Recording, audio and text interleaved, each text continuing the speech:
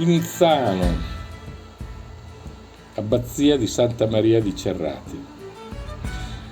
Con tutta probabilità la chiesa risale alla fine dell'undicesimo secolo, quando Beomondo d'Altavilla, figlio del valoroso Roberto il Biscardo, che fu il primo normanno elevato al titolo di duca di Puglia, Calabria e Sicilia, vi insediò un cenobio di monaci greci.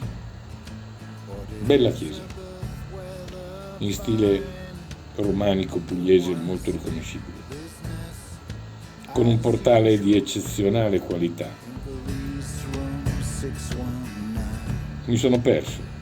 Ho perso la cognizione del tempo realizzando scatti fotografici a questo capolavoro, fino a che i custodi del FAI non mi hanno gentilmente, ma non mi hanno messo alla porta in un colorato luminoso imbrunire di settembre.